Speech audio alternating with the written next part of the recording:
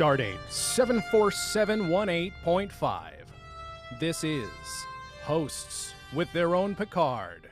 With me, one of your co-hosts, Jason Klom, and my co-host...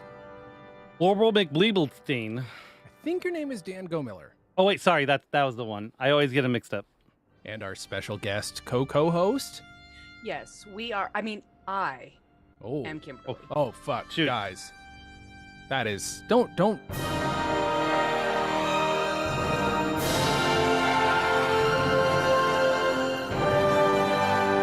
Sorry, I never let it run in the podcast like that because there's no reason to, but if I'm here to, conduct it, why would I not? Yeah, why would you not, I guess.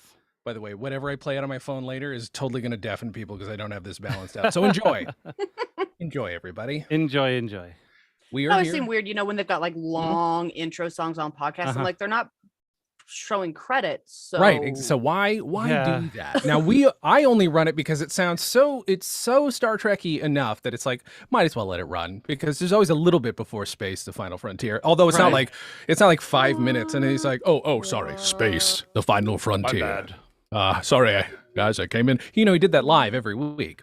People don't know that, but Patrick Stewart had to do that live every week. We're doing season 2, episode 5, Fly Me to the Moon. Of the show Star Trek Picard. I didn't mention that. I mean, it's called Hosts with Their Own Picard, but you should be aware we're talking about Star Trek Picard. Oh, I thought this was a Lost podcast.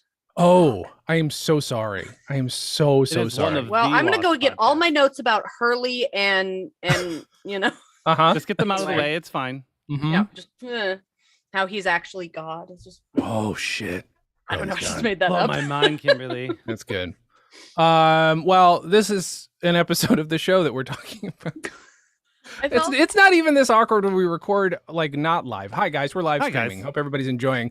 I don't know if Dan's monitoring all the comments we're getting and all the donations. Millions. Mm-hmm. Just... How's that going, Dan? We getting money coming in? $1,000 so far.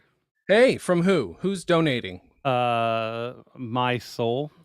Your soul? Oh, okay. I mean, it doesn't mean as much coming from you because it kind of goes right back into your pocket, but that's fine. That's fine. This is a show about Captain Picard. You guys know who Captain Picard is? Sure you do. Sure. I like any good Star Trek nerd, I just spilled cheese balls on my desk. So Nailed it. cleaning that up as I go. I am just, what's his name? Newman's character from Toy Story 2. That is who I am right now. This is a fun episode. It's so distressing. There are many things that happen in this that really kind of, I mean, it keeps happening with this show. It just throws me for a loop every damn week. Right? Yeah. Right? I felt very proud of Heads up myself, at the top though. of the order here, guys. Yeah. Spoilers. Oh, yeah. Shit. Spoilers on this. I on guarantee. this spoiler-based spoilers. show. Yeah. I just felt very proud of myself when I saw the title. I was like, I bet this is something to do with the Europa mission because we know that's a thing. That's the thing, and Europa's a moon. I was very proud of Dan's. For once, one of our theories came 100% true. And I will say early on, I had another theory that maybe one of the people would be a Picard person, but Dan very specifically nailed who this person was, and it never even occurred to me. I'm like, oh, it's just some rando. He's just trying stuff out near a coffee It was shop. Chekhov's Renee. And I wouldn't. If you mention Renee in the first episode, you got to bring her back by the 5th. Well, that makes perfect sense. But like I was saying a minute ago, before we started, is I had not listened to the end of your last episode before I watched. So I was watching this episode and I was like, okay, there's a chick in a spacesuit. Okay, I'm like, okay, she's probably a Picard. Right. But and I know you guys have been talking about Renee, but all the times when you guys are talking about Renee Picard, I'm always thinking of Picard, of John-Luc's brother. So I'm like, oh, what Christ, the hell? right. Why are you talking about him? He dies like a bazillion years in the future. There's no way he's here. What are you talking about? Yeah. And then the it comes on her name and I was like, oh fuck. And then I was like, oh shit, that was the girl from the end of the last episode. Oh damn it. And then I listened to yours and you guys were like, yeah, I bet that's her. And I was like, fuck. They picked a lady who honestly does look enough like there's enough family resemblance, where she's got there's something about her Picardish. I don't know what it is. I mean, the Picard genes are not as strong as the Soong genes. So that's evident. No. Well, and she's strange. also I guess not his direct ancestor. She's like an aunt. Okay, sure. It's an kind of what is ancestor. there was a like your great aunt or something. There was yeah, that makes sense. But we do see her. She's about some shit's about to go down. She's in going a down. capsule. They're saying that they're going to get hit by a Russian satellite that's off course or something like that. Is what it's the pretense is, at least. Yes. And then we go over to I'm trying to figure out where, somewhere downtown, obviously. Yeah. Kind of nice apartment that not Laris has. Right.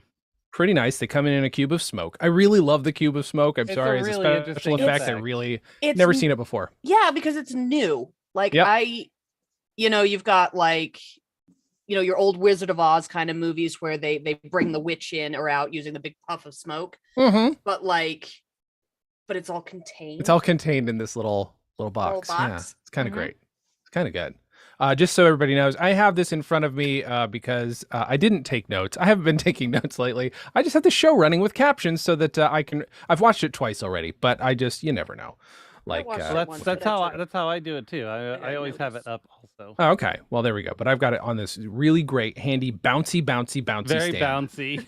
Very fun. Hope everybody's enjoying it as much as I am.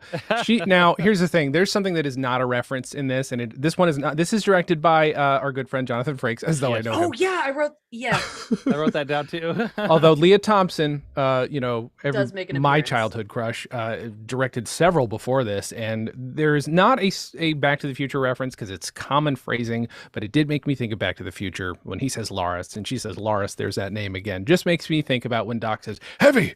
There's that word again. What's wrong with it? Something wrong with the gravitational pull in the It's future? your kids, Marty. They're assholes. They're fucking pieces of shit, Marty. Jesus, we have to go to the future and murder your children. Oh, wait a minute, Doc. I don't think I'm comfortable with that. Wait a minute, Doc. You tell me you turned a time machine into a murder car? Yeah, Marty. I'm fucked up. That's what you do. I'm hard in the future, buddy.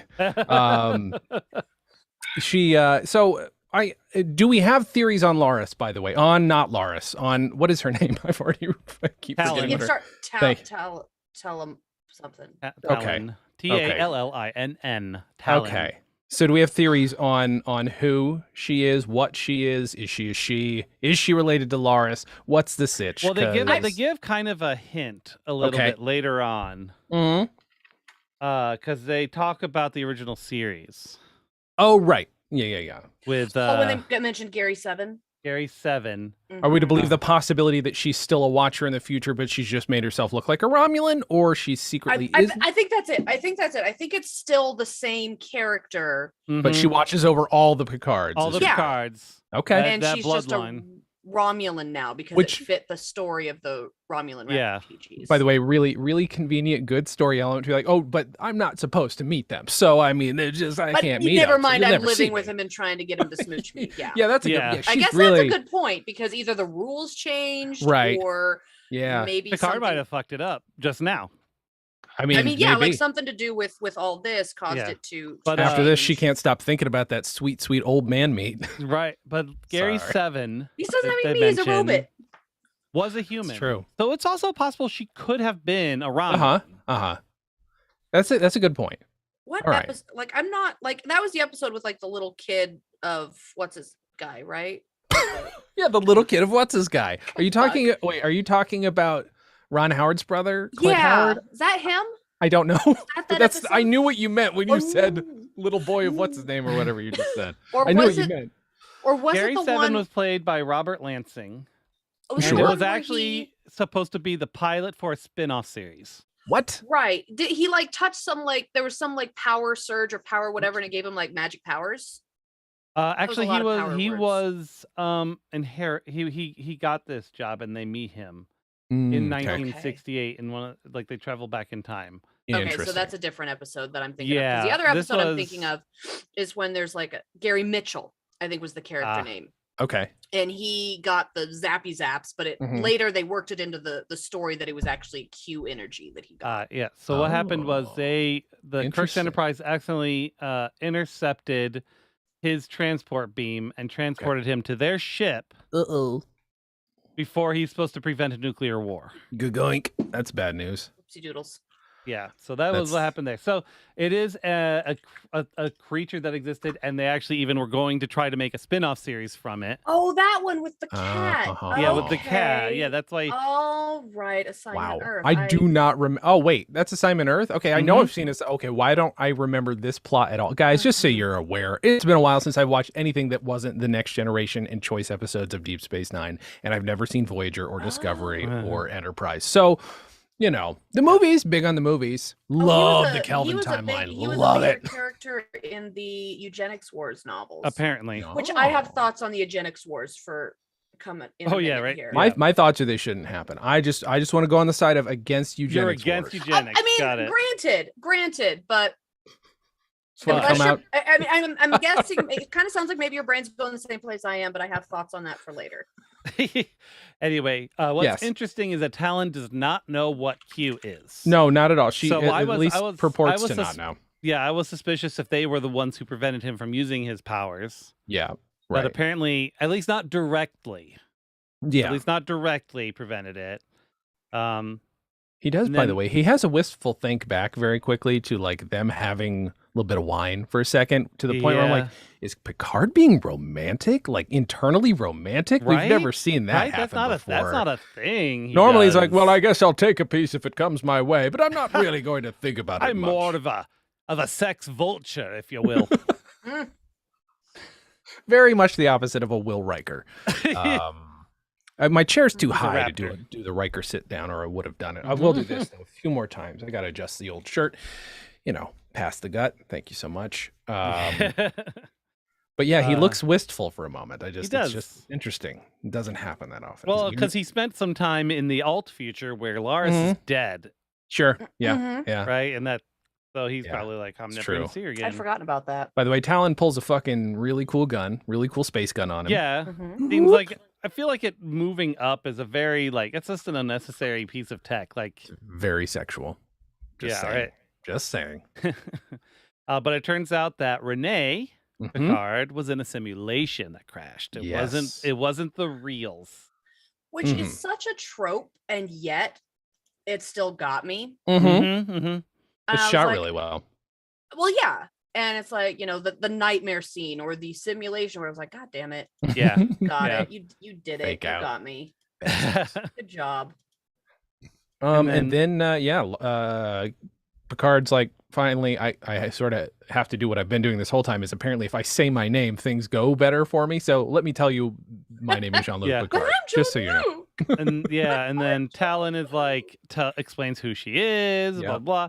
She says that she's, basically her job is to maintain the destiny of a bloodline for reasons that she's not privy to. Right. Which just smacked of Loki and the Time Variance Authority. Oh yeah, that's true. Yeah. The one but I true thought she timeline. was the supervisor. Why doesn't she know what's going on? Does somebody? She's the supervisor. She's not the manager. Exactly. Oh, I see. And Picard's no Karen. He's not. Let me speak to your manager. Do you know who I am? He doesn't pull any of that business. Yep. So she knows what she's supposed to do, but she doesn't know why she's supposed to do. She's not in the know of that. But she's been doing it, by the way, for 24 years or no, 14 years now. No, 24. He said 24 years. 24. Yeah, right. She watched her since she was a kid. At least as far as Picard goes, she doesn't actually explain. She could have been following the previous Picards too. Yeah. She never really confirms nor denies that. Sure. She's just like, she looks a little worn out. She looks a little like she's had seen some shit, maybe. Holding together just fine. She looks like maybe she's been going through some shit. Just saying. Oh, hang on. What was this thing that Renee? The amulet thing? Yeah, I think it's a boat. Oh yeah, I rewound at least 3 times trying to figure out what the hell it was. Later on, because doesn't she say that she had a sailboat when she was like she learned how to sail when she was like 10 or some shit? Yeah, when she was a little bitty. Witch's hat or a tooth. Yeah. Okay. Yeah, I know. At first it looks like a shark's tooth, but I think you're absolutely right. I think it's a sailboat. I think it's a boat. Oh, I see it. That makes perfect sense. Oh, I see it. It's gonna It took me a while. It's gonna be, however, yes. No, it's definitely a boat. I just paused the screen. It's a boat. I've got it paused on it. But I have a feeling that's probably something with that is gonna be her confidence. Sure. Mm-hmm. They're gonna Yeah. they're gonna use that to get her to do what she's supposed to do, I think. Yeah, that could be it. That makes sense. I like And that. then Credits. Da-da-ba-da. Credits. Let's talk about those great credits, Dan. What's Okay, your favorite so part of the credits? Has anyone yet mentioned when the how ship that goes board across ship the board ship opening up is a little bit sexual? Yeah. Yonic? Yeah, we've referred to it as the Borg vagina. Okay. spaceship, more than once. Okay. Yeah, because we're classy.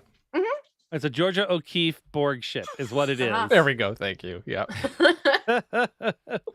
I was just noticing that. I was like, Yeah. There's no way that was an accident. To be fair, the Borg are nothing if not like different with their ship designs. Earth ships classically penile. But the Borg is like, no, we're going cube. And then it's like, look, you're in space. The most air you hit is a nebula. Why do you need to be sleek? Doesn't need to be sleek. It could be. It can be literally any ship. You could make it a cube. Exactly. And it would fly just as well. No resistance. I'm still trying to figure out exactly what the like the D12s or whatever are in the opening. I think they're just. It turns into the DNA. Yeah, so it's supposed to be like a protein or a something or other. I don't. Yeah, because it kind of looks like something like it might be connected to what Q gives soon later. Right, because it makes me think A of D12. like sugar crystals or something.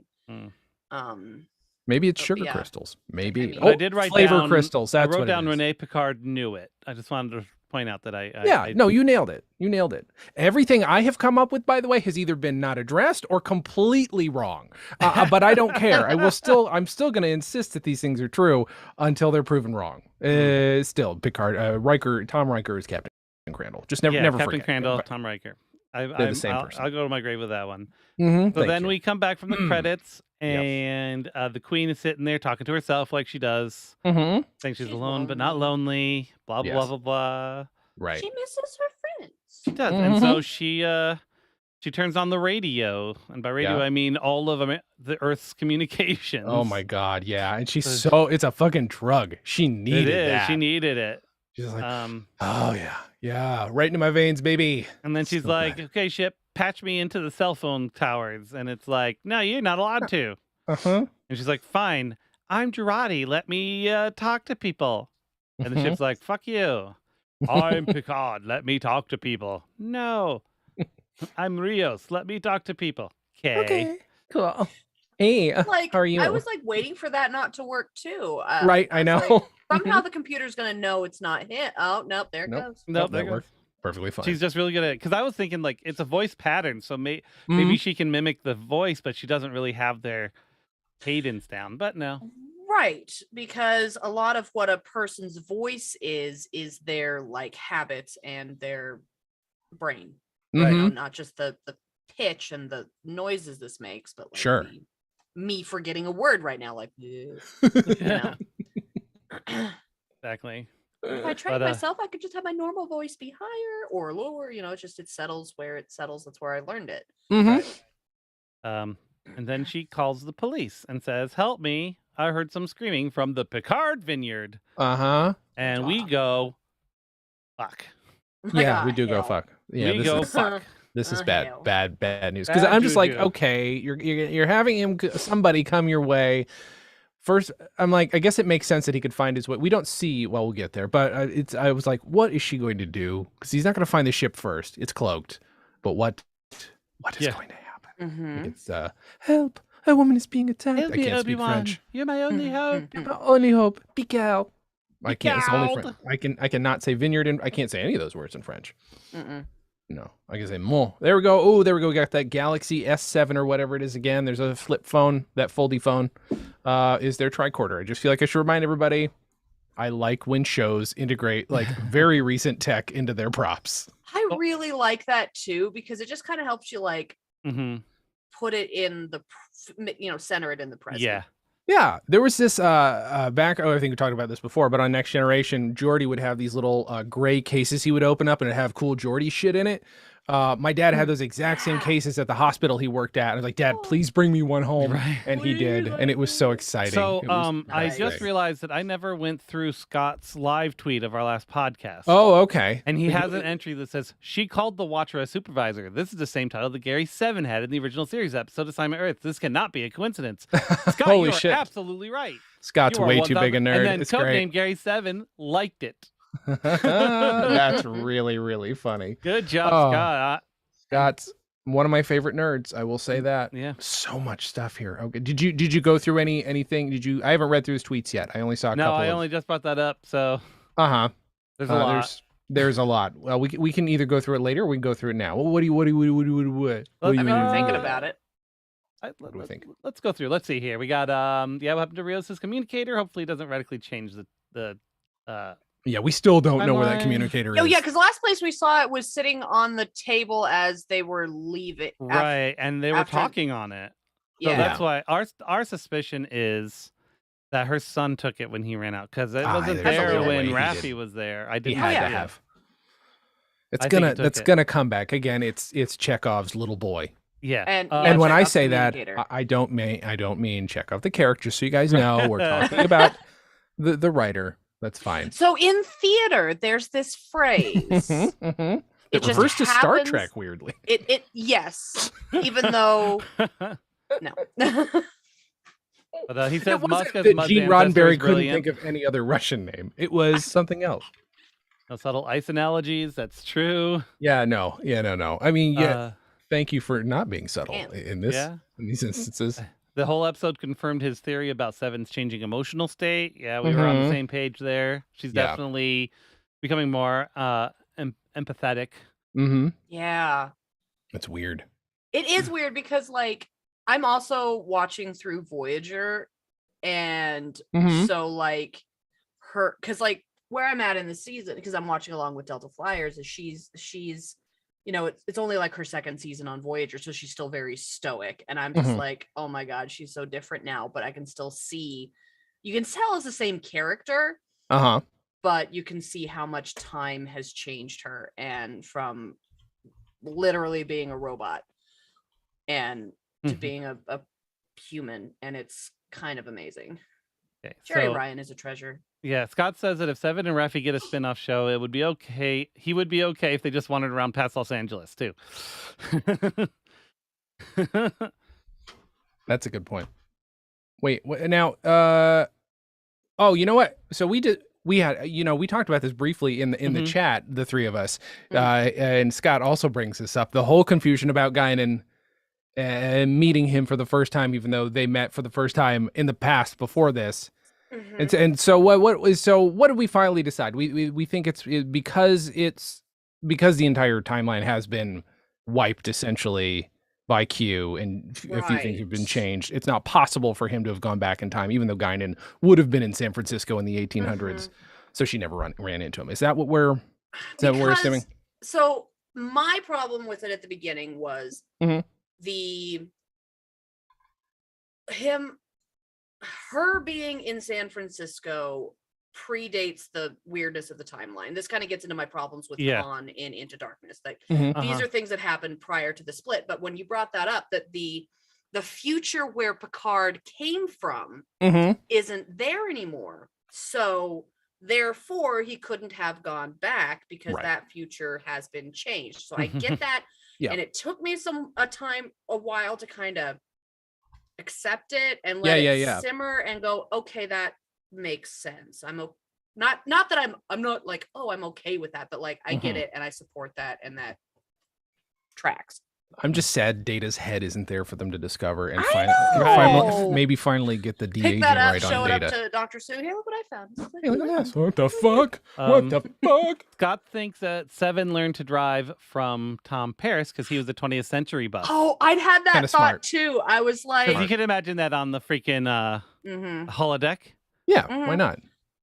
Let's go I don't- cruising. I'm just kind of like wondering Exactly. why he would have though. Like, Mhm. if he's gonna teach anyone to drive, it's gonna be his girlfriend, Right. and right. who is B'Elanna and not Seven. So I'm like, that's weird. Mhm. Like, I made that. I had that thought too, but I just couldn't make the connection. Like, I don't know.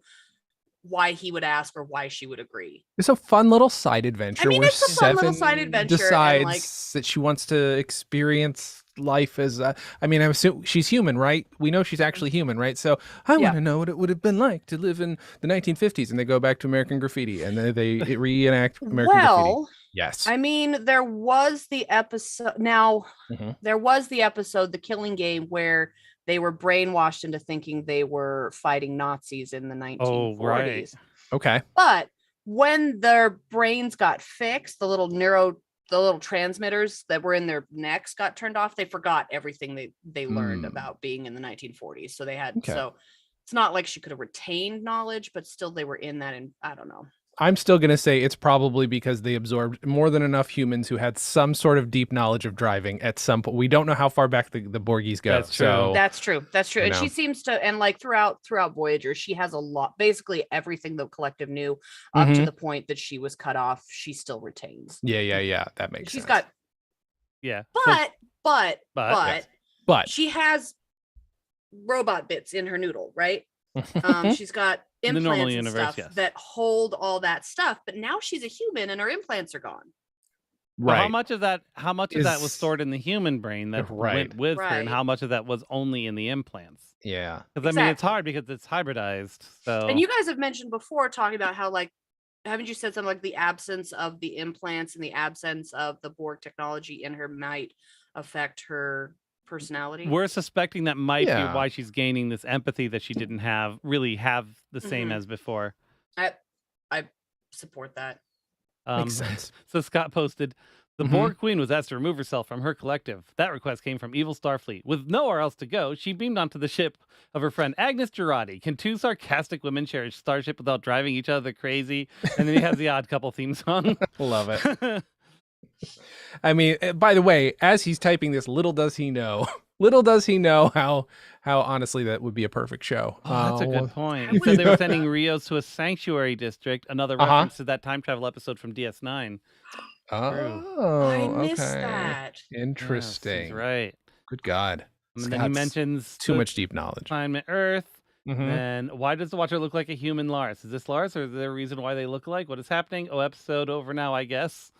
Yeah. I really think it's Lars. These cliffhangers are very good and annoying. Depowered Q lends more credence to my Q theory. Q created this whole alt timeline in which Q never interacted with Picard or Janeway, and both of them had huge impacts on the Q personality and the continuum as a whole. Q is now a victim of his own actions. Oh my God. That's so good. That is an interesting theory. That is good. I hope that's it. That's really good. Good. That's really funny.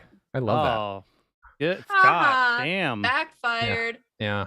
That's deep. I love Scott's input on these things. They're very good. They're very good. Scott's a good person because he likes this show. He likes Star Trek and he likes news radio. It's really hard to be better than that. That's what I'm saying. Yes. Back to the show. Yeah. Thanks, Scott. That was a Scott minute. So Seven and her girlfriend, what's her name? Damn it, Rafi are chilling out on the side of the road waiting for a bus. They know that the bus is coming and they're debating like, hey, how do we do this? Yeah, Rafi's like, let's just teleport him out. Let's go. She's like, no. But now, because they're like, oh, let's just teleport him out. In the last episode, though, didn't they say they couldn't teleport a moving target, or did they fix the transporters between? Maybe they did, but that absolutely was a plot point. Yeah, because they're like, because I thought of that when I was listening to your episode, because they're like, oh, we can't teleport. But even if they stop the bus, I think her plan was just let's stop the bus and just grab him and get the fuck out. Yeah, instead of being a little more surreptitious. Yeah. So I think that was really more of just like Raffi wanted to get her done, and Seven's like, look, we're gonna have to be a little more careful. Yeah, I mean, even though we were, by the way, we're gonna do the right thing, which is still gonna fuck shit up. Yeah. We're gonna do the right thing. Here's the thing. I love that about Star Trek is historically about diplomacy above all, except sort of when they're stuck with when they're stuck with 20th century or 21st century options. They're like, we kind of got to do what we got to do, guys. So we're going to do what they do next, which is so good. Yeah. So Seven EMPs the bus. With their Samsung tricorder. It's nuts. And just the bus stops because there's just no electricity no more. Yeah, and the security guard can't handle a bunch of people speaking Spanish in front of him, which, by the way, this guy works at ICE and is no knowledge of Spanish. Yeah, which that just goes to show they how are just, unqualified. They are just showing ICE's true colors on this. It's pretty great.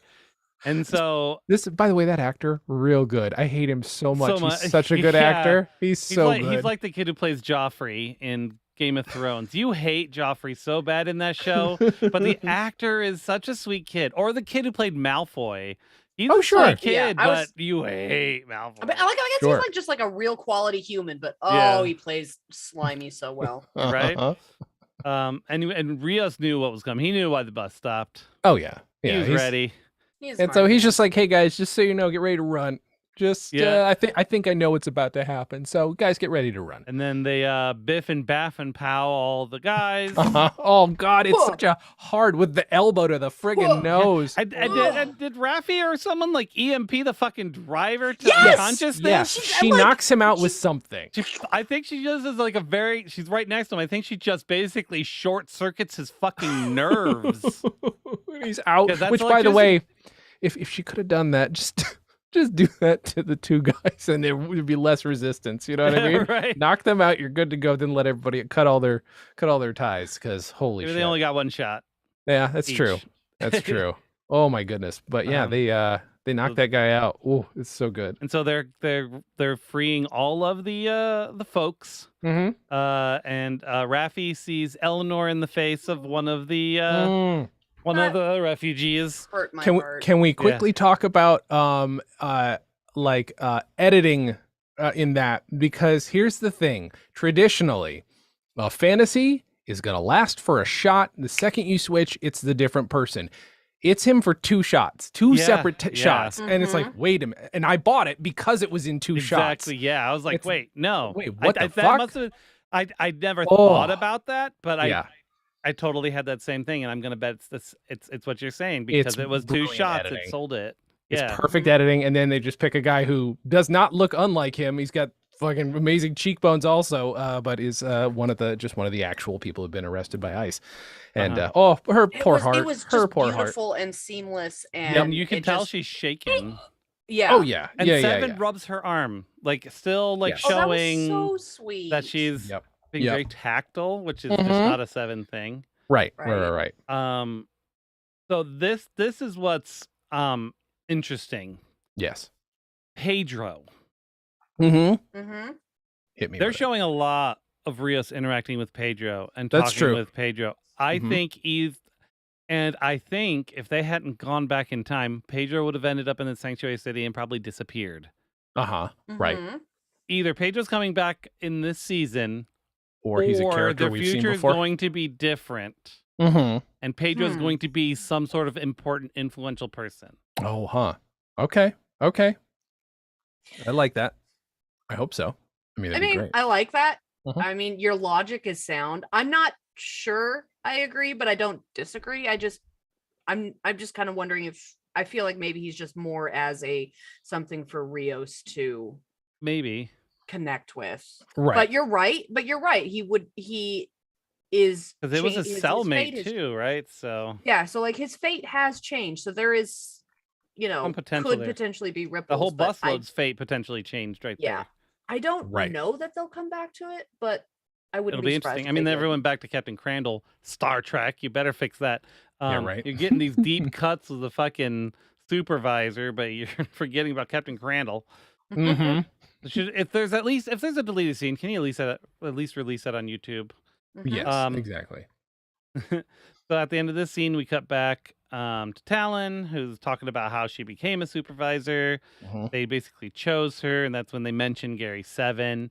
So good job, Scott. Knowing that. I've not watched much original series, so that would have been totally lost on me if you hadn't said that. So I had to pause the show and read the whole Wikipedia article about him.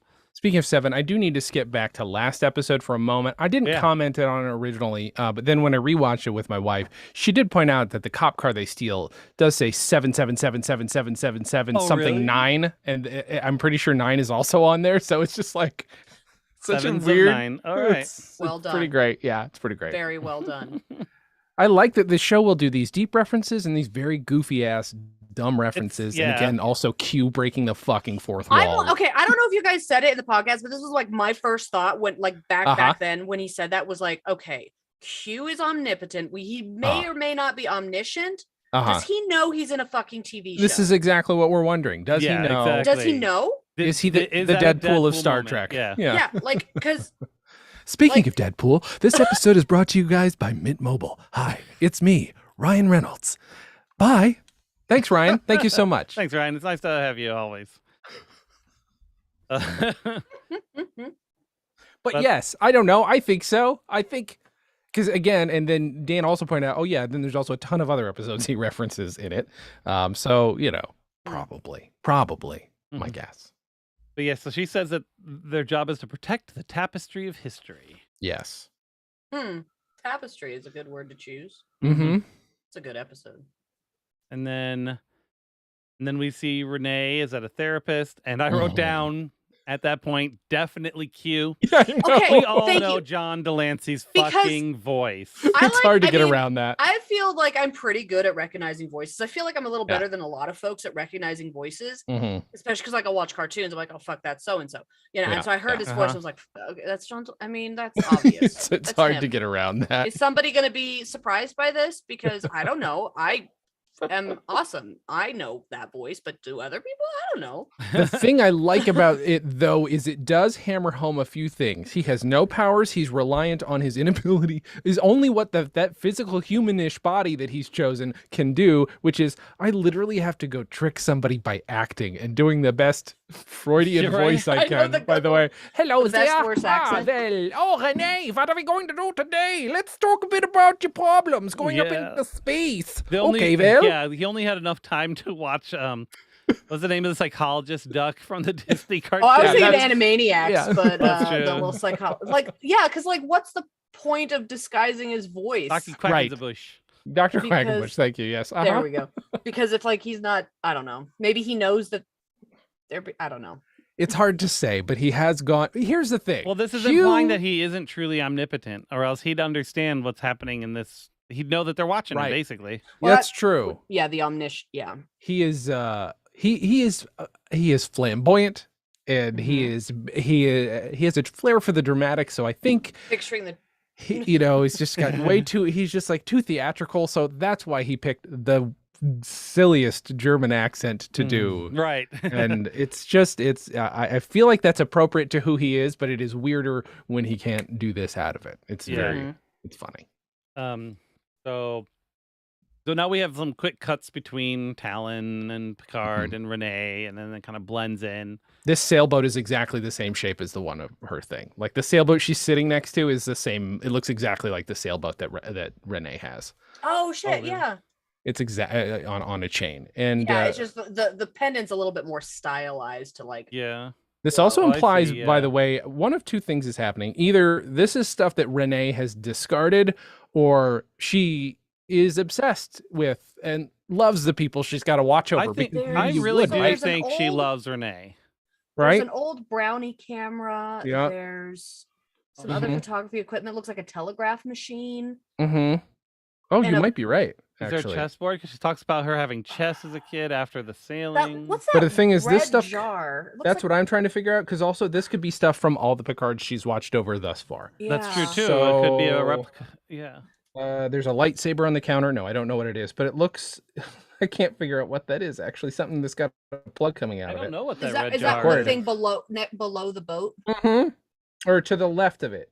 There is something below it though too that looks like I think she just put her gun down. That's her gun. Oh, that's the gun down on the table. But it looks kind of like a tattoo gun or something. And off to the left, there's some electronic thing, but I don't know what the hell that is. I'm seeing some boxes. I'm probably not right on. We also could be looking into nothing, and it could just be just like set so deck far. was like I don't feel like I feel like the show tries to avoid nothing. That's true. I find it interesting that her door is a vault fucking door, by the way. Oh wait, really? Yeah, I did not notice that. Yeah. So no way in for anybody else. That's really funny. Okay. Well, because they teleported in, so. Teleported in from that vault door. That may not even be the main door of her place. Yeah. So. Just looking at things and trying to see if anything else comes across. An That old-fashioned red jar fucking just makes me think like rotary maraschino phone cherries, too. but it's like a weird shape. No, Yeah. she's definitely. You know what? She's definitely been here a while. She's got an old school rotary phone next to her little. Oh, I didn't see that. chair. Okay, good. Oh, All I right. missed that. When they're watching the actual video of Renee versus just cutting. You to can't it. do that. That's private. Yeah, right. It's So she's like, is it? Like, do you not understand? You're trying to save the future, here we right, go. asshole? yeah, she's like, look, I watch her do everything. Everything. I have to, but It's my job. this is the least private thing I watch. Let's be honest. Let's be honest. Yes, what I'm telling you, Jean-Luc, is someone in the future is watching you poo. No, God. I thought that was just Q.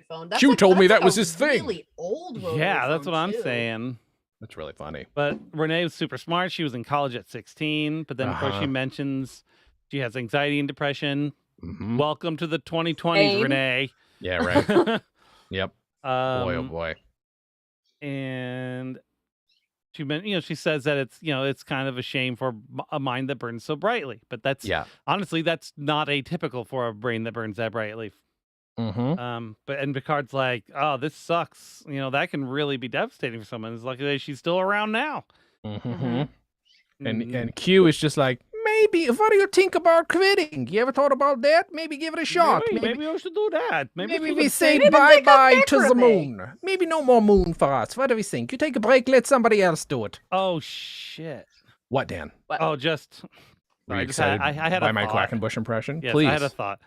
Well, because she talks because they're showing her talking to her therapist, aka Q, obviously, and she's saying how sometimes she feels like nothing matters and that she goes numb. That's literally what Agnes said when they were in her sad room.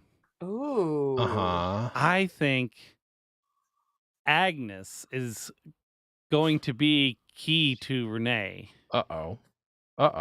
Like bad-wise? I don't know. I Yeah, just right? know there's something there what's that's going to be connected, and I don't know what. Literally 50-50, actually. What could happen? All right, okay. Yeah, but then, he says go, and then Picard's like, wait, show me the dude. And the dude is the dude we thought the dude was. I'm the dude who don't know what duty is. Fear does not have to be your enemy, Renee. Fear can be your friend. That's what he says. Not in that voice. I just feel like I should have pointed that out. That's a good voice, though. Thank you. So then we cut to Soong talking to a board of some sort. Including Leah Thompson. I was like, oh, hi. Oh, by the way, not just Leah Thompson, but a Rozhenko. Did you notice that? One of the gentlemen was named Rozhenko. Oh, shit. I did not catch that. Yeah, baby. I was so excited. Didn't catch Dwarf's that. parents. Or great-great-great-grandparents. Yeah.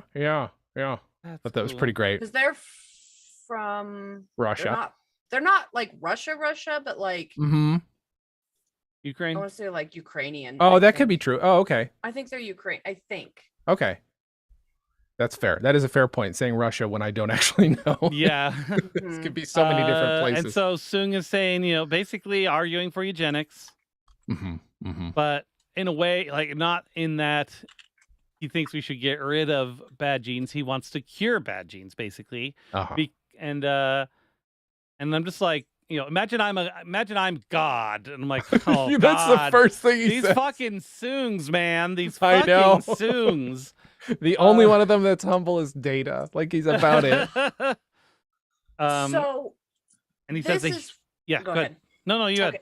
This is where my head exploded because all this time, like ever since the episode of Voyager, who I can't think of the name. Future's End, where they go back to 1996. I'm like, where the hell are the eugenics wars? Hey, where are the eugenics wars? Where are you, Khan? Where are you? Yeah. Right. And they pushed them back to the 2020s.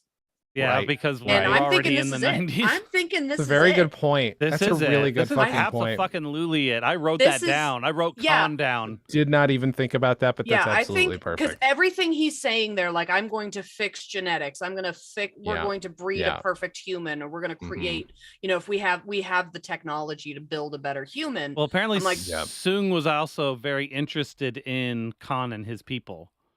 There were apparently a couple episodes. I looked it up. There were a couple episodes of Next Generation and I think DS9 where they mentioned that. Interesting. Okay. So this sounds like it's coming full circle. Right. He says that humanity's at a crossroads. Why shouldn't we fix it? You find out that he has a daughter named Corey who looks exactly like Daj. Should also be pointed out that her name is one letter away from Lore. Just thought I'd point that out. Yep. Oh, spelled K-O-R-E. I didn't think of that, but I was like, "Oh, that's so cute!" Like the daughter bots are based on like an actual ancestor. Yeah, I liked that a lot. I like that. That was sweet. Yeah. And then he says that people are idiots. Yeah. Oh boy, does he hate everybody. Is not allowed out because the sun will burn her like fire. The water is like acid, and air is like poison. Poor girl. She has a genetic disease. Yeah. And then so he takes her blood, and you find out that whatever he gave her has a 99% chance of death. Oh, hold up. Sorry. Yeah. Production design wise, in her room, I didn't notice it on the walls at first, but on the ceiling, her lights are all in hexagonal patterns. Yeah. There's a ton of hexes on her wall too. Mm-hmm. And we'll get to the drones, but that also implies that it's his tech that it's used later on. Well, and then there's a shot a little later where he's looking through the glass and there's the hexagons over his head. And I wrote I wrote down nice shot, Jonathan. Yeah, right. Yeah, good job. Good job, you're bud. absolutely right about that because the whole purpose of those is to protect people from the destruction of the environment. I was like, oh, look, it's the hexagons. And so there's that shot was just like... That explains why Sung is so big. Yeah. In that alt future. Yeah. Right. He's a fucking statue. There's a big old statue of him, a talking 3D hollow statue. Let's see. So, they mentioned that he worked with Spearhead Operations, which is a third-party military force, which is when I wrote down Khan. Yeah, okay. Because I'm like, oh, shit, right? Like, fair enough, yeah. And basically his daughter's fucked because no one wants him. They told him he's not allowed to work in genetics anymore. And of course he's going to be like, well, fuck that noise. I'm going to do it anyway. And then someone hacks the system and says, hey, I can help. And then he gets Q's business card. Yeah. So I was just like, oh shit, because I have in the previews and stuff, I thought that was like a Vulcan symbol. But when it looked just like the whatchamacallit. The IDIC. And but when he turned it was Q. And I was like, oh. Speaking of which, there's a phone number on there. Yeah, I was going to ask about I'm going to call it right now, and I have it patched in. I do not know. Yeah. I don't know if this will be blaringly loud. One hopes not. Let's give it a second here. Please enter the area code and phone number. Oh, well, that's all I get? Good volume. Oh, that's okay. A really good volume. Nothing has been selected. Please enter the area code and phone number. Yes. Now, maybe I misdialed. Please enter your PIN. To leave a message for this subscriber, press the pound key. I'm sorry, but the information you entered does not match our records. Please enter the area code and phone number. I don't know what that is. Okay, I'm going to try this again. Did I miss? Just in case he fat-fingered it? I don't think I did. Okay, we got 3, 2, 3. Now, I feel like, did we see a business card like that in the previous episode? Because it felt super familiar. We saw the IDIC at some point, like something that looked like it. I know we've seen it somewhere, unless it was in a trailer. It might have been in. It could have been in the trailer. It might have showed him holding it in the trailer. Okay. Yeah. So 323-634-5667. 5. Oh, yep. Nope. I misdialed. Sorry, whoever I just called. Okay. Well, luckily it turned out it was a machine. So how did I mistype you that? called the Borg Queen. I did. Hello. You have reached the Q Continuum. We are unable to get to the phone right now because we are busy living in a plane of existence your feeble mortal mind cannot possibly comprehend. Furthermore, it's pointless to leave a message because we, of course, already knew that you would call, and we simply do not care. Have a nice day. I need that for my voicemail. Great. That's great. I need that for my voicemail. You're right. I wanted it to let me leave one because I would have at least told him about our podcast. I guess he knows. Continue knows all, apparently. Yeah, very much so. So there we go. Good. Thank you. I love when shows do that. Use a real number for something. That's a delight. All right. So by the way, Sung's got a really nice fancy curved screen. I've never used one. Did you ever used a curved screen, Kimberley? I have not used one. I can't tell if I would really like it or hate it. But I don't know. I don't get the point. All I'm doing is distracting us by talking about curved screens. Long story short, he wants whatever's going to happen. He wants his 3D printed his business card, by the way. Check your 3D printer. Which, by the way, that's been printing for 3 hours. I set that up hours ago. Or maybe in 2 years they just like really figure that shit out. You know what? That's they do have Flash 3D printers now. Do they? Really? They're still early, and someone tested it and they had a hard time with it, but other people have tested it and got okay results. And something like that card would probably wait a minute. I'm sorry. Sung just pulled it off of the thing as though it would just plop right off of those supports, and all of a sudden is metallic. Yeah. Like it's just it's fine. Look, it's future stuff. 2 years in the future. It's fine. I just find it funny. I didn't notice before. They just must have knocked it right off. Look, don't need to sand it or anything. Smart. He programmed it weird. It's like when Scotty invented transparent aluminum. Yeah, that's what it reminded me of too, because all the specs are flashing on the screen. I'm like, okay, that's a good solid reference. Another Star Trek 4 reference, by the way. Beautiful. So we cut to the Picard vineyard. Nobody said everybody remember where we parked. That would have been good. That's true. That's true. That's I love that line. It's a very good line. But a French gendarme shows up at the sorry, it's the one French word I could think of. Look at me. At the vineyard. He's looking around. He basically says, there's nobody here. Tell them to count their kids again, is what I hate the countryside. And he lights a cigarette. I'm like, what are you doing? I'm just going to throw. He's French. First of all, he did not even go. He didn't even like do that one of these smokes, which he should have done. I hate everything. What is going on? Oh, there's a lady yell. Lady yells. Hello, how are you? Are you okay, lady? Lady on the big thing? Okay. And then, well. But Girardi's right there and doesn't even notice. She's so sleepy. Sleepy little baby. She's had a rough day. Yeah. It's been a rough it was a real rough day. I'm so sleepy. But then the queen does enough to make the ship flicker. And he goes, "¿Qué pasa?" That's Spanish. You took French in high school. I did. I did not even take Spanish. Luz alors. Qu'est-ce que c'est? And so he goes and explores the ship, and she's like, the queen is like, help me, help me, help me. And so he goes back and finds her, and he's like, what the fudge?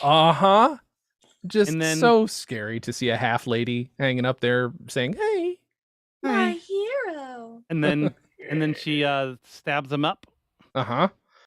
She shoots a very giant goopy tentacle at him. That tentacle was so gushy. Did it need to be that gushy? It did not need to be gushy, yeah. No, that tentacle was macaroni in a pot, if I've ever seen it. It didn't need to be that. It was nasty. Yeah, it's creepy. It looked kind of like a maggot, like a giant squishy throbbing maggot. That's what it was. Oh it God, those words, Jason. I'm sorry. Just like, that's exactly the word. It was just nasty. Narstay. Yeah. Yeah. And so I wrote down, this was, I don't know that this is going to be accurate at all, but I wrote down at this point, they didn't know where this is going to go.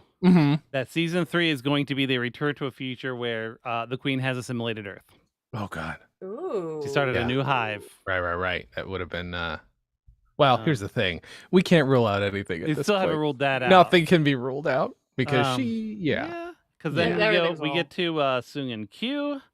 Q's just at a restaurant waiting for Sung. Sung shows up. He's just a fucking nut job, just another rich nut job. Yeah, he's like, I'm contacted by 2 types of people, Nazis and fucking nut jobs who want their dog cloned, and I don't do that, Palio. I thought it was funny. I had taken a dictation for the previous thought. I set my phone down, and I didn't turn it off because when I picked my phone up next, like this whole speech was on there. I was like, oh shit.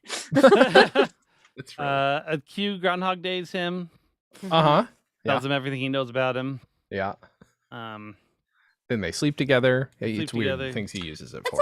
It's a weird ship to support, but cast away. I'll say this: the sex scene is awkward, but it's still romantic. Is that Kwung?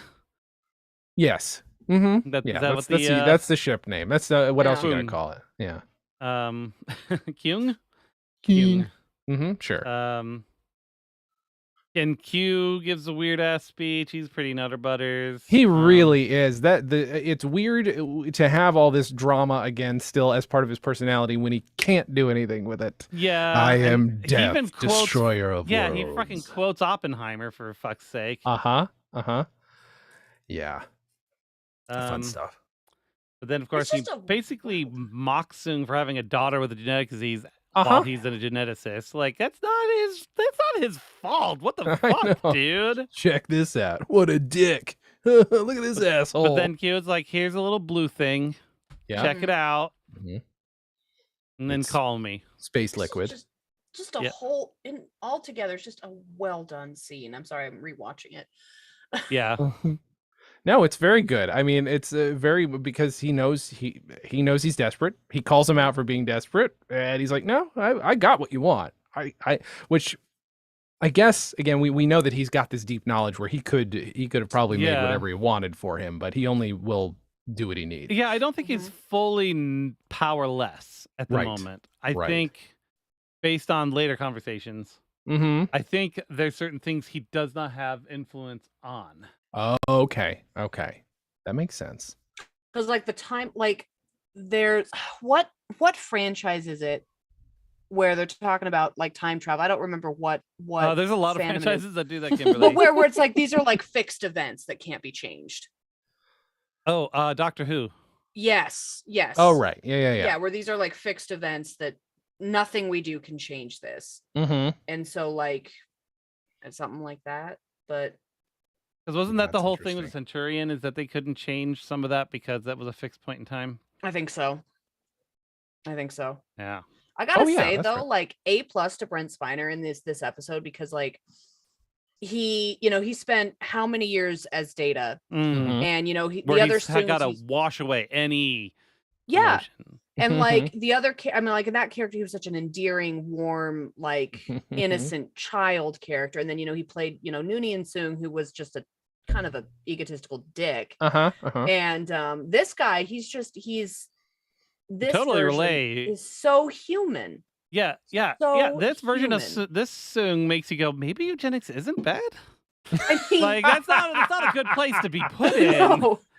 Like, yeah, but you feel for him. You do, and like it's there's that familiarity. Oh, it's Brent, he's back. Brent Spiner's on TV, yay! But he's a completely different character. Oh yeah, and it's well done, and it's like watching this scene between him and John Delancey. It's like I always like to think about like what goes on off camera, what goes on like on set, and like what these guys have worked together for decades. Are they old friends? Are they like? Is this like, what's it like having this scene together? Is it like just kind of like nice and fun? But of course they're stranger. The interaction is gold, because that you can tell that they're they've known each other for forever. So there's a familiarity, but like, oh, it's just well done. Just really well done. So then we cut back to Talon and Picard, talking about it, and basically she's like, well, why can't he just snap what he wants done? And Picard's like, I don't know anything that's happening this season. And he's just like, okay, so all right, we got 15 hours. We gotta, she's gotta go. Yeah, we'll sedate her for 15 hours and get her into quarantine. Problem solved. And she's like, nope, she's got to go to a gala event tonight, because that's what they do. Dude answer. That's such a like, that is such a like, I ran a starship where we could just do whatever we wanted, always answer. It's like, no, dummy. There's a little bit of nuance needed today. There's nuance here, bud. Wait, I can't just plow in and get whatever the fuck I want? I can't just knock out a woman and do what I want? I don't understand. Even if she is my great aunt. So basically he's like, well, then we have to go to the gala and protect Renee. Yes. Right.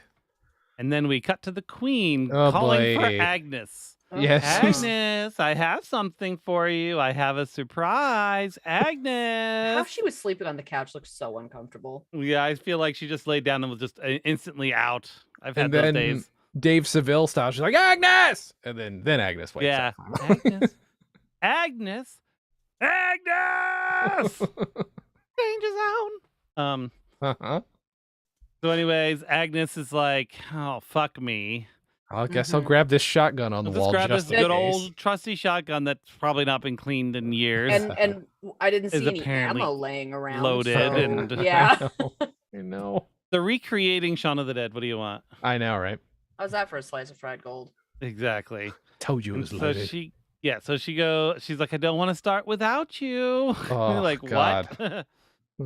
And so Agnes shows up and she's got her little slime robo tentacle around the policeman's neck. So and gross. she's basically saying, I need a body. I don't want him. I want you.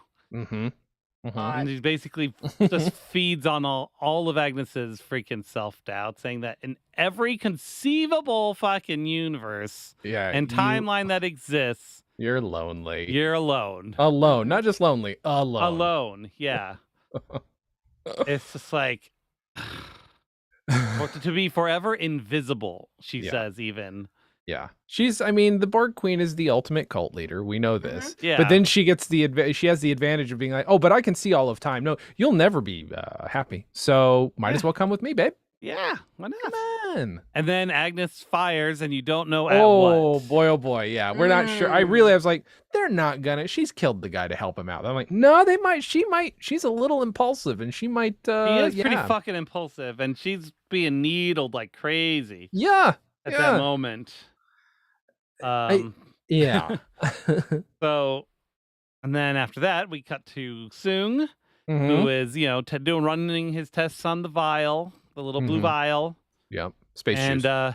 100% success rate, it says on his little computer. I always wondered how these machines know that, how they can figure out how a human body is going to react to these chemicals when he can't figure out why it's not working. Oh, it's because it's an Alienware computer. They're very powerful. Oh, yeah. That's what it is. Do they still make Alienware? That's how old I am. Yeah, I don't they even... do. Okay, yeah. So it's an Alienware computer, very powerful. I'm going to repeat my joke, so that somehow what was that more helps. confidence and surety? No editing this time. It it is live. For those of you listening later, this one was streamed live on Twitch. On Twitch, we have one person said hello. Hi. Nikki said hello. Hi, Nikki. Nikki from awesome. the Meowrathon. Oh, hi, Nikki from the Meowrathon. So then he injects it or he gives it to Corey to inject. They're outside. Yeah, I was under like, oh, the shit, it's the magic hexagons. dome you were talking about. Made of drones. Drones are somehow connected. The drone dome. Yeah, drone dome. Yeah. Ooh. And it looks just like it's the same kind of red thing that is eventually over yeah. the whole Earth It's later exactly on. the same thing. And Crazy. I was just watching that going, this is the least scientific way to test this. I know, I mean, immediately. he did inject it in himself first. Right, but that means that it's not going to kill Kill you. her. Yeah, it Yeah. doesn't It mean doesn't mean it's going to prevent. It doesn't mean it's SPF 5000 Right. Right. It's so fucked up. because she injects it, and then immediately the drones fly away. I'm like, you gotta that did It's not have gotta time to metabolize. circulate. Can we Yeah. give it a minute? Modifying her DNA supposedly or something like there's Rewriting her no genetics. fucking way. Look, this Good work entire there. series is about how men's impatience can go wrong, and that is what's happening here. It's just the impatience of every Yeah, man. she gets in the sun, she goes swimming. And Yeah. I And was of like, course, wouldn't I'm it sitting suck? there, I'm waiting for the other shoe to drop. I'm like, this shit ain't gonna last. Well, I was like, wouldn't it suck? Like, she's like, my dream is to go swimming, but she's never swam before. So I'm just like, okay, don't drown, please. Also, is he not a billionaire who could build an indoor pool? That was my first. The water hurts her too. The water, you I said think, that. yeah, Okay, like all right. there's- They must have a special environment Okay, in the air okay. because it says the air is poison to her. The water is like acid to her skin, Oh, and the okay. sun I is missed like that fire. part. Okay. So, like, pretty much anything that's fun, she can't do. Yeah. That's And so, obviously it didn't last. She starts having some issues. mhm. There was a moment there where she's like, said something about like, asked something about mom. Thank you. I was Yes. Oh, right. Yes. Was my The mom. mother good at swimming? Was my mother a good swimmer? And he gets kind of like, Yeah, because what's it's going on fucking there? eugenics is what it is. He invented her fucking DNA. He made her Oh, perfect Christ. except for that one piece. Do you think she's like "Mm." 100% test tube baby? Do you think I that's think what that so. is? I think she's created. I think she's as created as Daj was. Mm-hmm. Yeah, because he's like, oh, like a duck, like a but you like this, like, oh, that's some stellar face. Yeah, work. that's right. Yeah, she was great. Yeah, that one. Yeah, I had that inkling after that scene, and I forgot to write it down. Yeah, I don't think she's really his daughter. It's a really good point. Any more than Dajir Data was Noonien Sung's son. And Sure. Yeah. Okay. Oh boy. Yeah. Yep. Thank you. That does clarify my suspicions, but it makes more sense than anything I had in mind.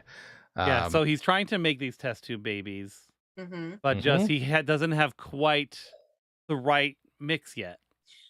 Now, but did he say something in the hearing with Leah Thompson though that this was like something that other members of the population have?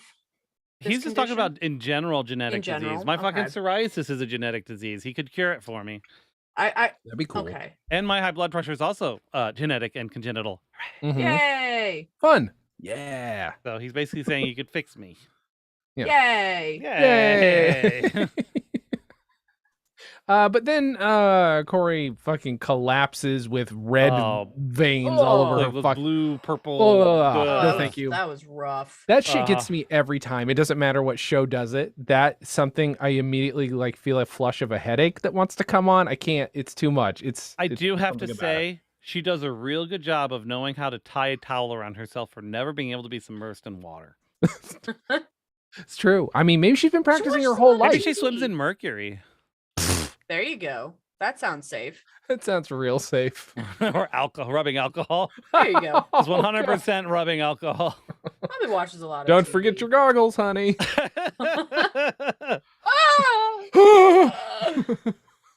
Yeah, you have to kind of you kind of hand wave. How does she clean, eat, and drink? Right? Like I mean, plot. Plot does it. Yeah, why is she not the palest person on the planet, et cetera, et cetera, et cetera. So then we cut back to the ship. And we Agnes see has got red on her. transporting Rios and the other two on the ship, and the arm doing the transport because they're just showing her arm, and it's just spattered in blood. Yeah. So it wasn't like a warning shot or something she fired. It was fucking straight up. She did something. She's got red on her. Yep. Got red on you. And then they're like, Trotty, you okay? And she's like, I'm fine, but I think I might have killed her only way home. Oh, yeah. And I was like, they don't really, she's just hanging there. She's just gone. She's dead. Gone. He says, apparently they're just as vulnerable. Seven's like, man, I don't know about that. I don't know about that. I prepared most of the internal organs. Most? But yeah, his spleen's in a box over there. So good. Well, I mean, pretty good job. Only one leftover part, IKEA style. It's fine. And you can live without one, right? And so I wrote here that the guy who's still technically alive, I wrote, he's probably already partly assimilated. Oh, yeah. Little do I know what really is going on. Oh, Christ. Right. Yeah. Oh, Jesus. Oh, didn't even think about that. Yeah. And then Talon, transports back to their ship with Picard. Yeah. And he's like, my crew is very trustworthy and they want to do the good.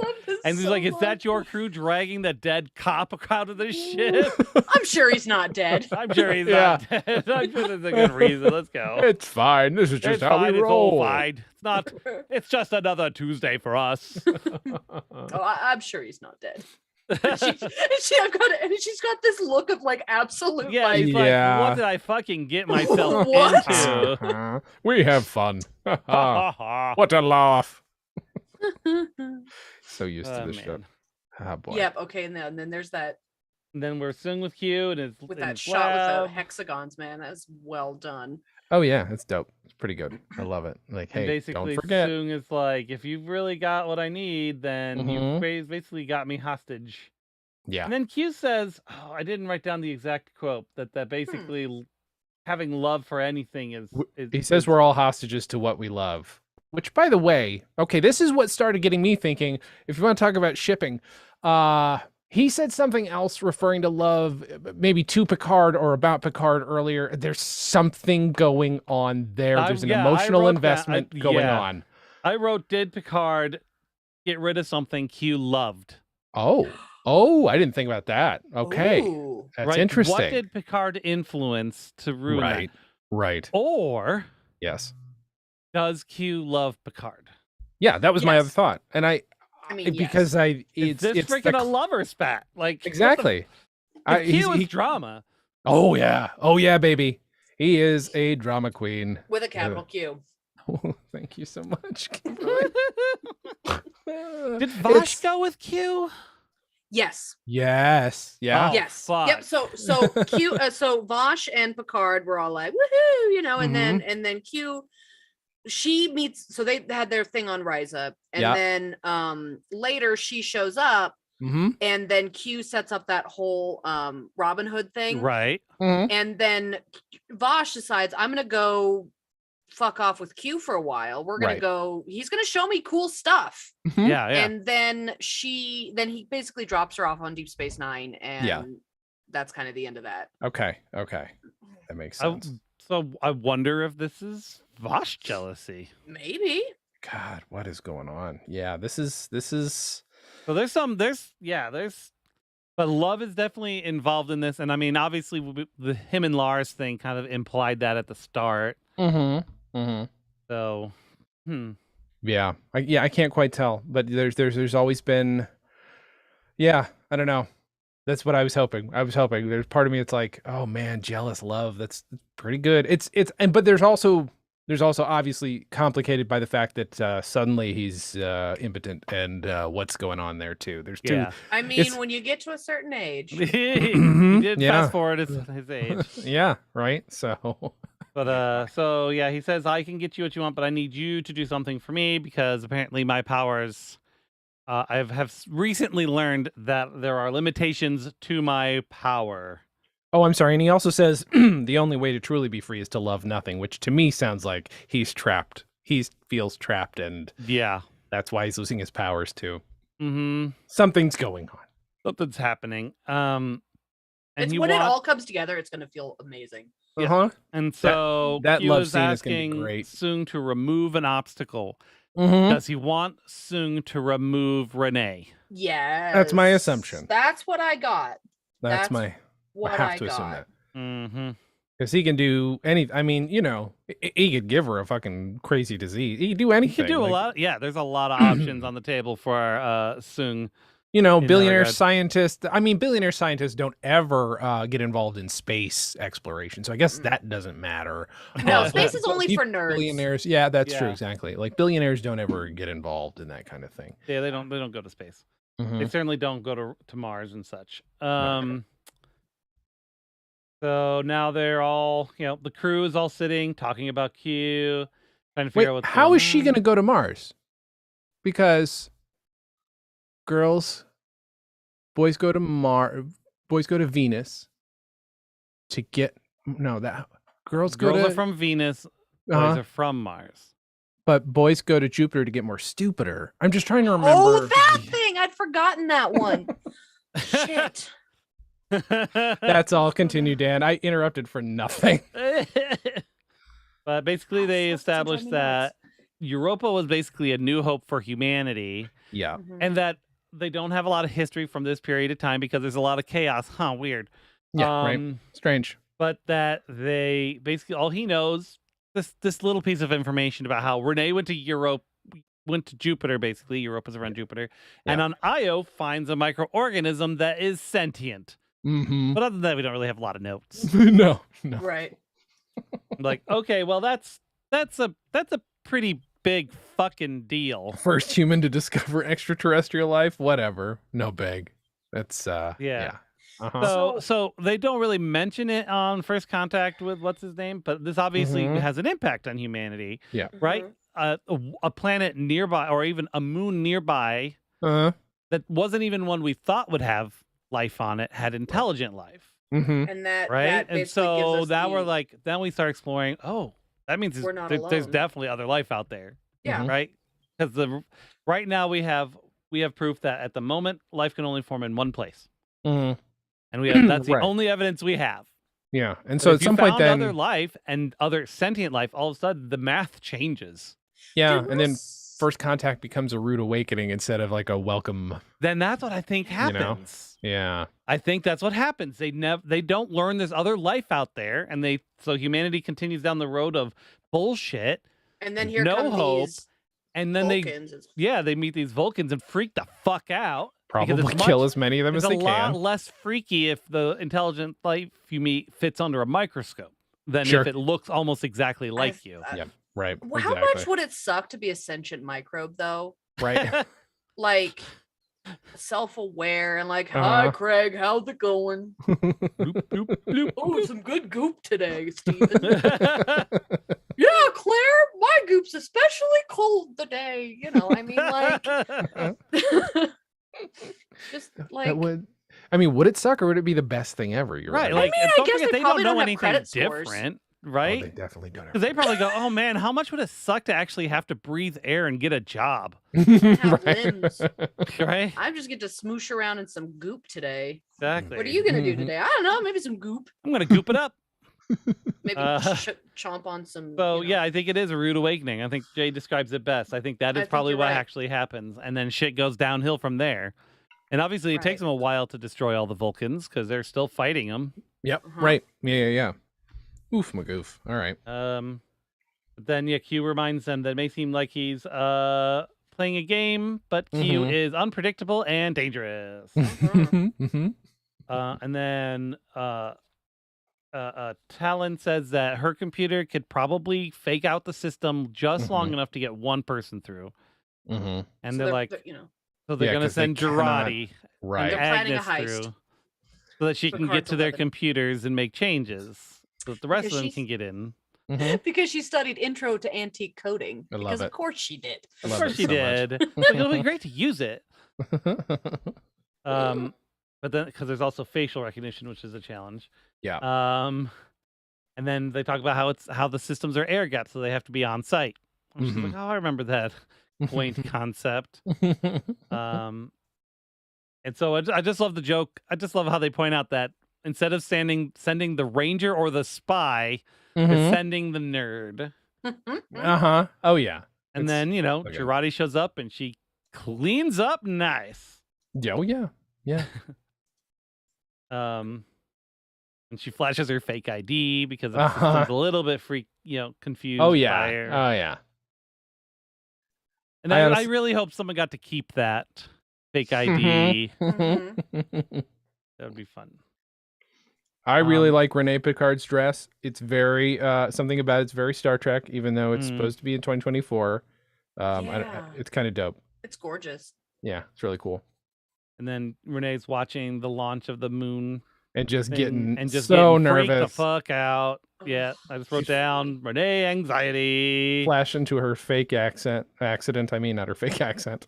So why does he ask for another form of ID? Because the computer was flickering, and so he was having a hard time validating who she was. Yeah, and then that keeps happening. The facial recognition keeps going in and out, like it kind of knows who she is, but is not 100% sure. So then they're like, I think we've got a party crasher, and they send some security guards to take Girardi up. And of course, they bring her up into the security room and double cuff her. Which is not legal. I dare say. I feel like they were asking if that was legal, so probably not. Yeah. Pretty sure that's illegal. Yeah. But she's happy about it because that's what they needed. That's what she wanted them to do. That's what she wanted all along. Because I was like, why are they doing that? What is going on? Oh, this sucks. Oh, I was like, I wrote, well done, security. Oh, fuck. Actually, well done, Agnes. Yeah, because they brought her right into where all the security computers are, which is where she wanted to be in the first place. And then... and here's the shit. And then you... It pans over and you see... first you get You get the little flashback backstory of her getting ready to shoot the queen, and the queen's like, "You need me, Agnes. You need the connection." Blah blah blah. Once blah, I'm blah, blah. gone, you are alone. Truly alone. And then she kind of fucking, but then Agnes shoots her, pow, right in the neck. And as she's dying, she basically injects herself into Agnes. And Agnes is like mildly assimilated. Yep. I presume, as far as we know. As far as we know, maybe it's full assimilation. She's letting Agnes control for now. Right. Don't know. She friggin' puts her hand on her face and these little tentacles go out into her skin. Oh, it's so fucked. So gross. Yeah. So she's not wrong though. She's like, you need me. So you need what's left of me that can help get you there. So you're gonna have to be the Spock. So here you go. Here's how you're gonna be Spock now. And then she's like, she she basically puts her hand in it and says, "Remember." Right, like So gross. but only in Borg. So I want to point out something else that Scott mentioned earlier in his Yeah. threads. Yeah. Is that he's 100% convinced that if that Borg queen is from an alternate reality, that Borg queen is Agnes. Yeah. I mean, that's a really good argument, and it's stressing me out. So I was not entirely off base with my assumption that they were related somehow, but why else hide her fucking face? Yeah. There's no reason to hide her face unless she's, It's important that you don't know whose face it is. Yeah. So Scott is probably on the right path there, I think. The only thing we were missing is the Borg queen calling him Mr. Mister. Look up, Mr. Hey there, Mister. Hey there, Mister. Hey there, Charlie. He's also not wrong in the Odd Couple part, because here is the part where they pan over and we have two coexisting personalities in one head. Kind of frozen on the screen, where she's like captured on purpose. Clever little plan. She's got her arm around her shoulder and she's just like lounging in the chair. And there's just something hot. Oh, odd. Yeah, incongruous about this, the Borg queen who's supposed to be, like creepy and but here she's just chilling. But she's just chilling in a chair, like, hey, hey. What's up, kiddo? You did a good job. And all we do is just push in on Girardi's face, just like, I regret many things today. Yeah. That's this has been a hard day. Just remember everything. This entire series from Q, teleporting everywhere to the alternate future to right now has been one day. Oh yeah, Jesus. It has. It's been one fucking day. All of this shit has been one fucking day. You're right. No wonder Girardi's brain is fucking mush right now. Like she's been through some shit. Yeah, she's seen it. She's seen it, buddy. She has seen it. Boy, oh boy. This is I really do like. Again, I think we've talked about this quite a bit, but like last season, she was an interesting character, but she's bordering on most important character in this season, and she's a better character too. She's so huge. She's funny and weird and relatable and like all the things Allison Pill's very good at, by the way. Like they finally gave her stuff that works for her. Oh boy. This is complicated, but I like her being. It's gonna all click together in such a satisfying way. It did last season too. It all started clicking. It's gonna. Do we know how? So this was episode 5. 5. Do we know how many there are? Wasn't it 10 last season? I think so. Yeah. That makes the most sense. Boop, boop, boop. Here we go. It's the research part of the podcast that everybody loves. I think so. It looks like it is. By the way, I'm going to call out... 10 it was. I will call out Leif or Leif Gantvort for being the guy who plays the really shitty ice cop.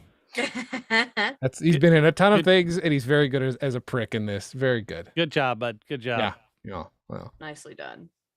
There's a lot of good actors on this show, but boy, oh boy, do I hate that guy so much, that character. Yeah, just kind of overall, like the performances plural have been just really good.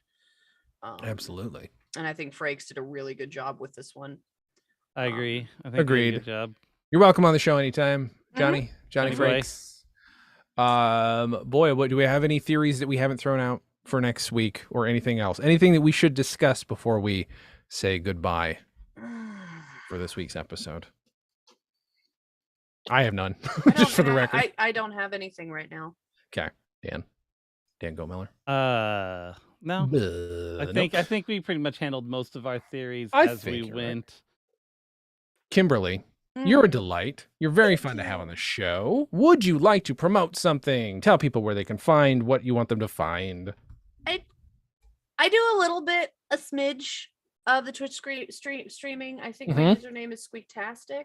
Is it? I don't know. Yes, it is. It's Squeaktastic. I do a little on Facebook. I think what that one said, Squeaktopia. Okay. Squeaktopia, But I haven't been like super active on either lately, but every now and then I pop up. So come see me play Minecraft or scream at Phasmophobia. Yeah. That sounds fun. Dan, What do you want to promote this week? We'll promote the OD&D podcast. Woo! I will be editing the new episode soon. Mhm. We just got these little cylinders for Thank it. Thank you. Oh, Cylinder those are is the proper so word. good. It's not So a I was kind of waiting. I was waiting to edit until they came in so that I could Nice. There's a Dan and Jay's Comedy Hour one, just so you guys know. put a call out This on got it messed up, for but- that because they Mhm. sent that for free, which was kind of cool just to see. Yep. So that'll be coming out soon, and then we'll have to record some more. Visit my Linktree at linktr.ee/dgomi to find all my other things because I also stream and stuff on occasion. Mm-hmm. Delightful. On a lot of different platforms. Check out Dan and Jay's Comedy Hour, which is Dan and my other podcast at danandjay.com. And you can, there's a page there. If you go to chillender.danandjay.com, you can find out where to buy these. It's at celerysoundrecords.com. It says Time to Drink on the back, and it's got a picture of our time machine, which is a very big part of that podcast. There's a lot of time travel, a lot of, if you like Star Trek, you're going to love Dan and Jay's Comedy Hour. It's basically the same thing. It's basically the same thing, written by the same people. linktr.ee/Jason Klom. That's JASONKLAMM. That's where you can find most of my stuff. Oh, you know what? Hold on. Since I've got this, go to celerysoundrecords.com.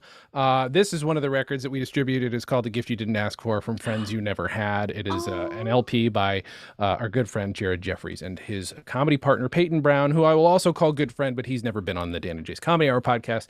That's his responsibility to arrange, not mine. That's a joke. Well, there's just one thing left to say, and I will say, may the force be with you.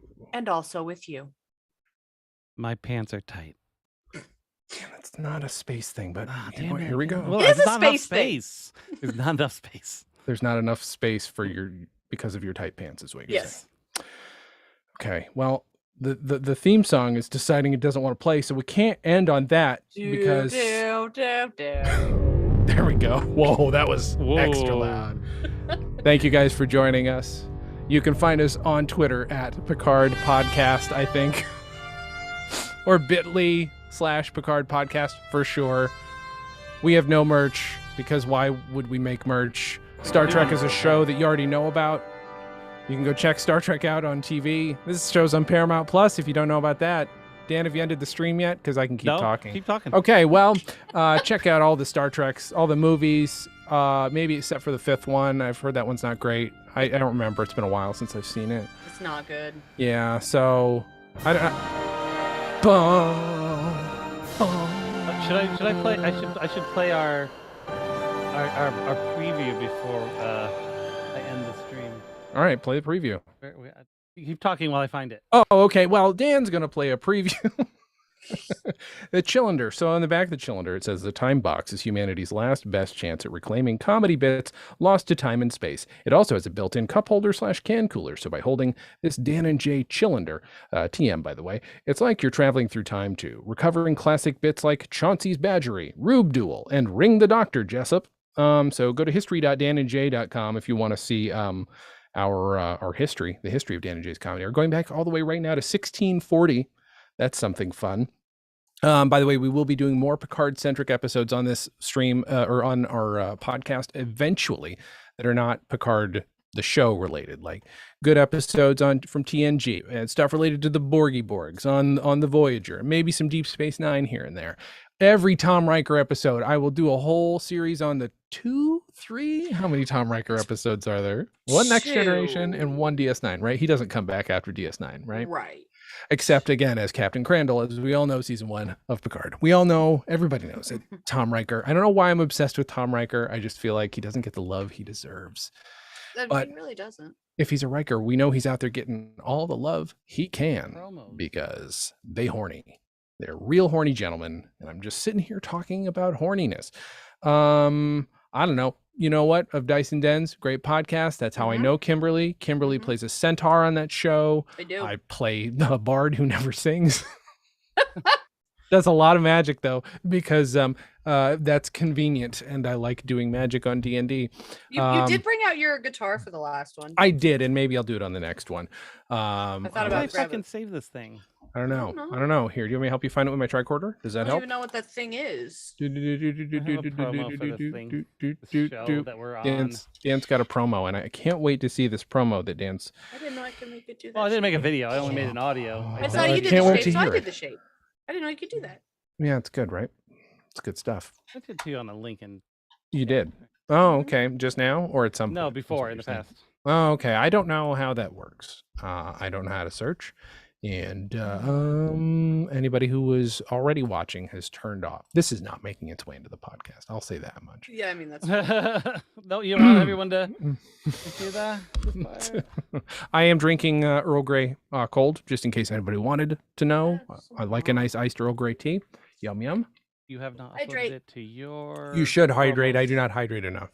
That's why my voice sounds the way it does right now. And it's. I guess we're just not gonna have it. What were you gonna send it? What was the promo for, Dan? Was it for Dan and Jay's comedy? Oh, I wanted to play this one. Oh, you wanted to play a promo for the show they're listening to on the show they're listening to? Yes, because this is our first stream of it.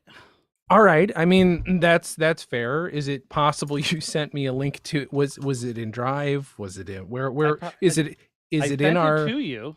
Yeah. Okay. That doesn't tell me anything. Is it somehow? Would have been on OneDrive, but you might have had me also upload it to Drive because you were having issues with OneDrive at the time. I mean, I have my end of the promo. Does that help? You want to just hear my half of it? Have I even heard this promo? You sure you sent it to me? You helped me record it.